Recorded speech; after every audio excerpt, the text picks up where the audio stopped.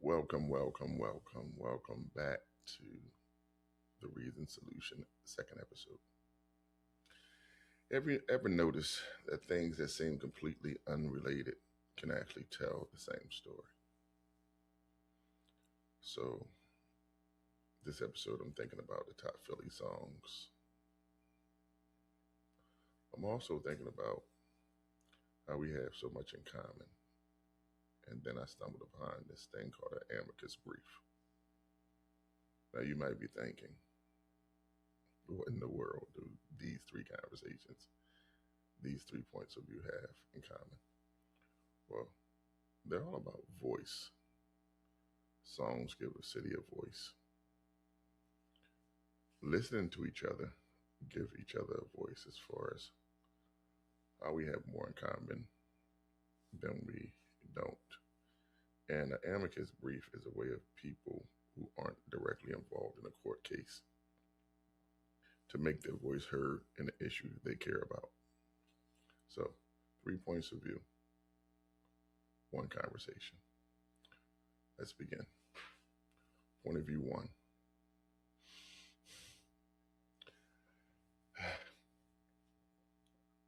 Top 5 Philly songs. So, I want to give you a hint on my top 5. I'll give you the artists. Teddy P. Now, come on and go with me. Come on over to my place. Jelly from Philly. Got to put Meek in there. Tuff Crew. Freeway. Give you a second. If you know my top 5 songs, Philly songs, drop in the comments now before I give you my top 5. The top 5. Now you say, hey, I'm not from Philly. Well, give me your top 5 from your city. Let's see how they stack up against the top 5 from Philly. Your top 5 might be the second best 5. But we just here to have a conversation. No arguments, no beefs. Just fun. All right, here we go. Teddy P. Wake up, everybody. No more sleeping in bed. The hook. The world won't get no better if we just let it be. The world won't get no better. We got to change it, y'all. Just you and me. Teddy P. Let's take a long walk. I'm not going to do anything else with that. But Jelly from Philly. Meek, Dreams and Nightmares. You know that already. Rode all through the city, especially on that Super Bowl run. Go Birds. Tuff Crew, my part of town. Yo. Mm-hmm. Oh, that's North Philly two-step. Freeway. Even though what we do is wrong, we still will hustle to the. This is my top 5. Give me your top 5. Take your time. Don't rush. But if you disagree, this is a conversation. We can disagree. But you got to tell me the reason why you disagree. You can't just be disagreeing just to be disagreeable. It's not what we're trying to do. That's not how we grow. So that's my top 5. Think about it. Point of view number 2. Still in the politics realm. But this was a conversation I had with an educator who I deeply respect for her brilliance, her resilience, and just caring. So the school year was closing, and we had a non-scripted passing by each other conversation. Gotta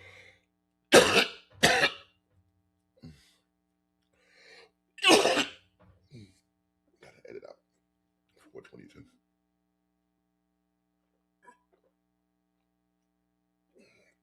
Hopefully I can. So it's a non-scripted conversation we had. And we just started talking about how we have more in common than we don't. So she told me she grew up more in the southwestern part of the state, West Virginia, West Virginia, Maryland borders, small town. there was some jobs when she was growing up, but a lot of those went away. Dad worked in construction. Mom was secretary. So she didn't think that she was poor. She thought her friend was poor because her friend spent a lot of time at her house just to get rid of the chaos that was going on at her friend's house. And let me circle back to her parents also started having children when they were teenagers, so they were young parents. So her friend spent a lot of time at her house because her friend's parents were on drugs. So there was a lot of chaos at their house. So she spent more time at her house to get rid of the chaos. Maybe to wash clothes, have a meal to eat. Still, her life is much better than her friend's life. And when you're dealing with the people that's around you, when I was young, I didn't know I was poor either. Growing up with mom and 7 kids in projects in North Philadelphia. So she went to college, Penn State. We are.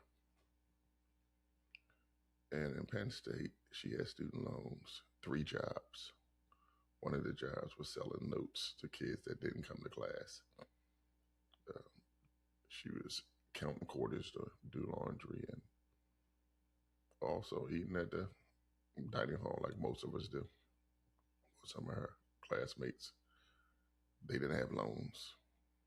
They didn't eat in the dining hall. They ate at restaurants. That wasn't familiar to her. That's when she realized that,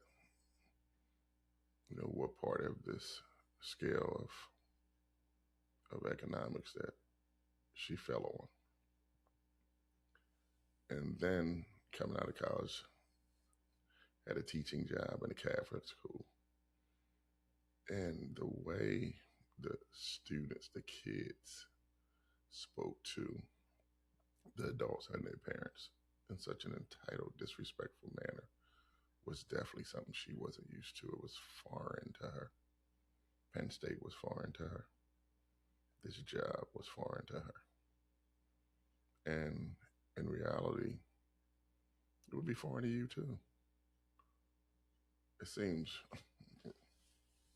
like a natural thing right now, but the way we were brought up, that wasn't the original way of we were taught to respect our elders and respect our teachers. Then she got this job in North Philadelphia, a place that she probably would have never visited it if she wouldn't have got a job there. She remembered the first day of school. She was teaching kindergarten. And the parent looked her straight in the eyes and said, "If you have any problems, you let me know." And then turned to her child and said, "You be good today. No long hugs, no tears. Just do what you're supposed to do in class and act right." And they left. I was used to that. Unlike my previous school, that's the way I was raised. I was seeing I have more in common with the people in North Philadelphia than I had in those Catholic schools at Penn State. We had more in common than we didn't. Our skin color was different, but the way we were raised was the same. Our parents just wanted to put food on the table and get a good education for their kids, have safe, and every once in a while maybe even go on a trip.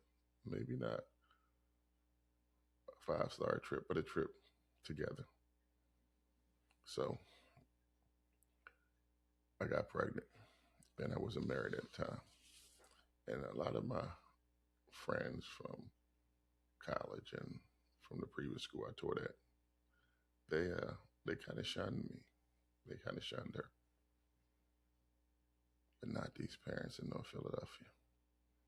They would take turns rubbing her belly to tell her what if she was having a boy or a girl, and they cared. And working class parents, just like my parents, threw me one of the biggest baby showers in my classroom that I'll never forget. Parents are not a lot of means, but they cared. And that's what's familiar to me. That was common to me. People caring about each other, people taking care of each other. And that's what they did. They took care of me, and they gave me a whole different perspective. And I'll never forget that, she said. And she will always appreciate that. So, what's my point?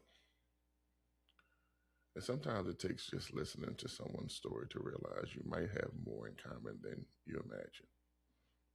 So let's reason together. In the comments, tell me what's one thing you've discovered you had in common with someone you thought was completely different than you.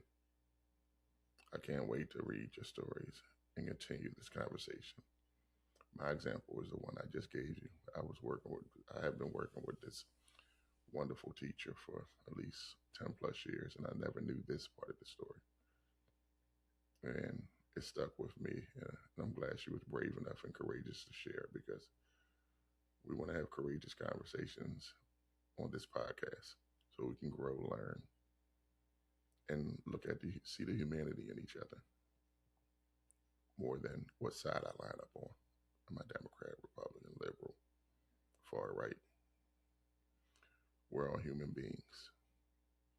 And the more we work at trying to find the commonalities we have, and even in the differences, don't walk away with the person being the most evil person you ever met in your life. We just disagree. And that's fine. So drop your comments in there. Like I said, I will be reading them and responding. Now, this last one is a little meaty, but I needed to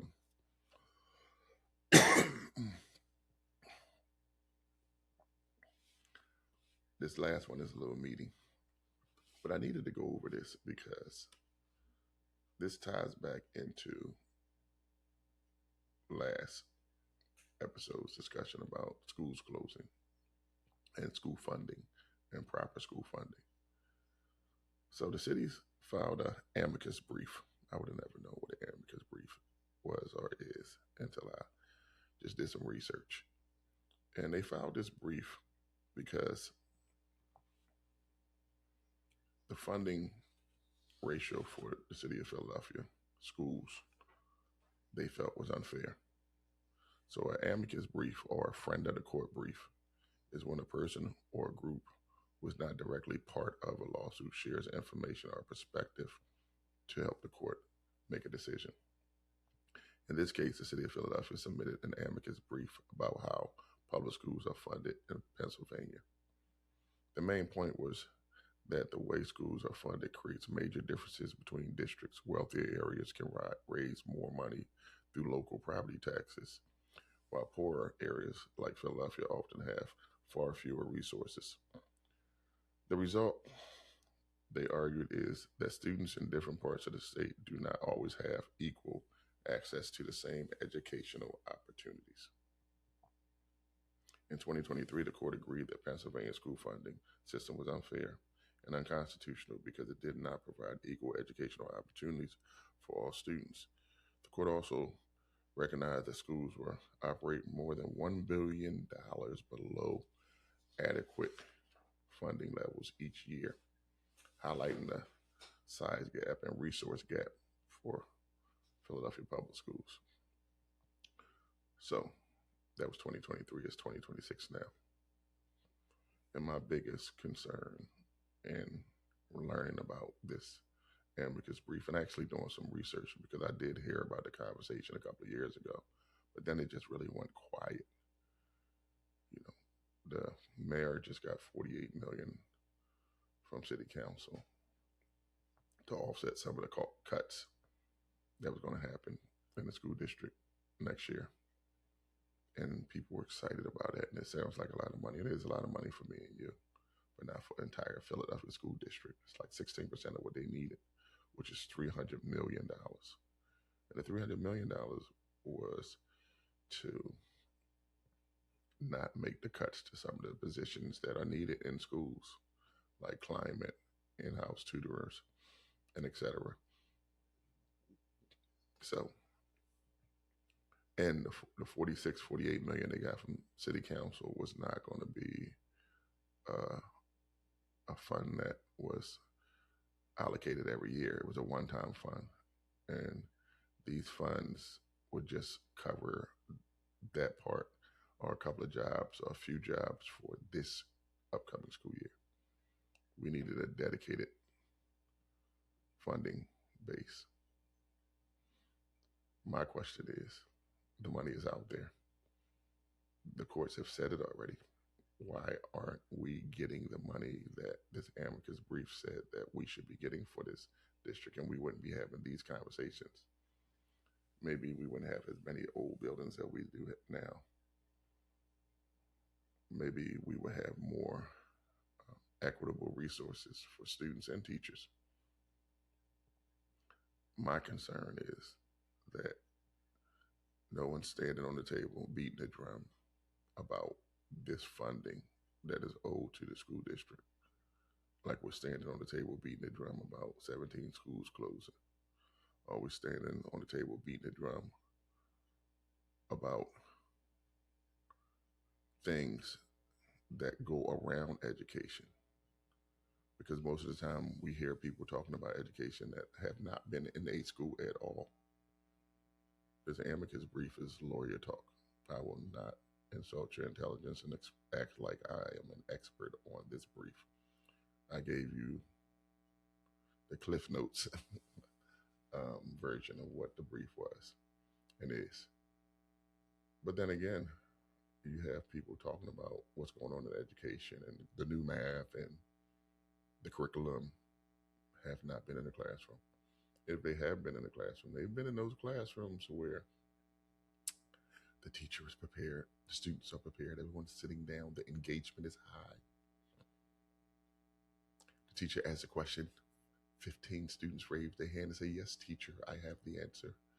The student gives a 5-point answer with explanation, and then other students add on with the proper response, sentence, strands.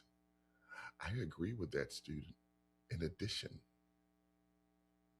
and then they go to the next classroom and it's the same. They go to the next classroom and it's the same. And it's a beautiful experience. And that does happen in a majority of our schools. But there's also some schools where the roof is on fire. And we need some water so it don't burn. Don't go to those classes. So how are you going to help and speak about something with such authority and you don't go to where the needs are? You go to the building. It's like there's a fire in the building. But I go to everywhere where the fire is not at. And then leave and feel good about my job. So again, when we're going to do this education talk, we're going to fight about this education. We're going to fight about these schools. We're going to fight about for our students. Then we also need to make sure that we're having these real, live, authentic visits, real conversations where we can be transparent without pointing fingers. The profession is a challenging profession. I've been in this profession now for 25 plus years. But it's the best profession ever because everybody that has a career or a job had a teacher. Even homeschool people have a teacher. So again, my challenge to our state reps, to our committee people, to our people in power, to our leaders, our mayor, our governor, our lawyers, fight for this money. Get this money for our kids. Get this money for our school district. So, if you have any solutions, there's reason. Drop them in the comments. so I can learn, and maybe I can forward it along to somebody that can help, or you can just reach out to somebody so we can get this money for our students. They deserve it. They need it. We always say they are the future. No, they're the present, and they won't have a future without equitable resources and quality education. And it's about the quality education. It's not about a building. Statistics say that a high quality teacher can raise a kid a year and a half's growth. And we already know what a low quality teacher does. We've seen that and we see it. And that's another discussion. But this discussion is about getting this money for our schools. So let's get it. Let's get this state to run this money. And then make sure that we watch and make sure it's spent properly and it doesn't go into other places. It goes into bettering the education experience for not only the students, but the teachers and administration too. I want to thank you if you stayed this long. I should have thanked you earlier. I do apologize. If you agree with anything I said, drop it in the comments. If you don't, drop that in the comments too so I can learn and prepare and grow. Because like I said for the first episode, this pod is about growing, learning, and listening. Not talking at anybody, not talking through people, not seeing you. I see you and I hope you see me. Deuces.